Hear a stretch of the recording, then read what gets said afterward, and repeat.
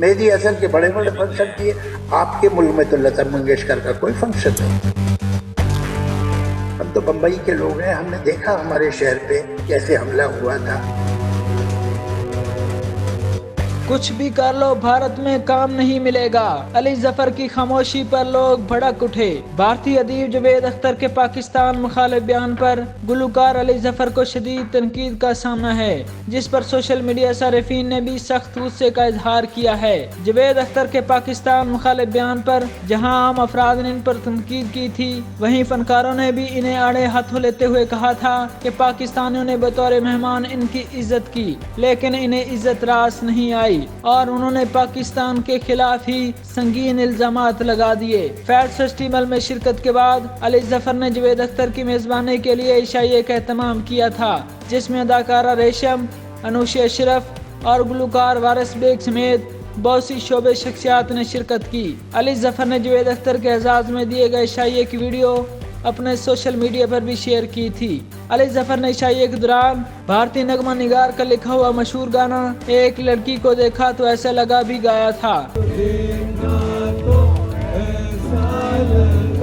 علی ظفر نے جاوید اختر کے گانے کو ان کے سامنے گانے پر فخر اور خوشی کا اظہار کیا تھا۔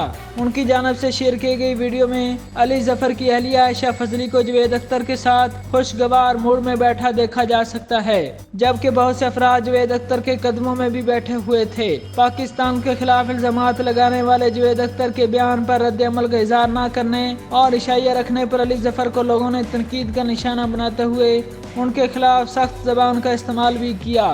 لوگوں نے ان کے انسٹاگرام پر کمنٹس کرنے سمیت ان کے ٹویٹ کو ری ٹویٹ کرتے ہوئے انہیں آڑے ہاتھوں لیا اور انہیں شرم دلائی کہ جس شخص نے پاکستان میں آ کر پاکستان پر الزامات لگائے اسی کی شان میں تقریب کا انعقاد کیا گیا۔ لوگوں نے انہیں تنقید کا نشانہ بناتے ہوئے لکھا کہ وہ ان کی گلوکاری پسند کرتے تھے، لیکن پاکستان کے خلاف بات کرنے والے شخص کو عزت دینے کے بعد ہم آپ کو انفالو کر رہے ہیں۔ اسی طرح بعض لوگوں نے علی ظفر کو طعنے دیتے ہوئے کہا کہ وہ کچھ بھی کر لیں لیکن انہیں پھر بھی بھارت میں کام نہیں دیا جائے گا۔ لوگوں نے علی ظفر کو یاد دلایا کہ اگر فنکاروں کی کوئی سرحد نہیں ہوتی اور ان کا سیاست سے کوئی تعلق نہیں ہوتا تو جاوید اختر نے کیوں سیاست پر بات کرتے ہوئے پاکستان پر الزامات لگائے۔ لوگوں کی تنقید کے بعد علی ظفر نے اپنے بیان میں کہا ہے کہ میں نے فیض فیسٹیول میں شرکت نہیں کی تھی اور نہ ہی انہیں اس بارے میں پتا تھا کہ وہاں کیا ہوا۔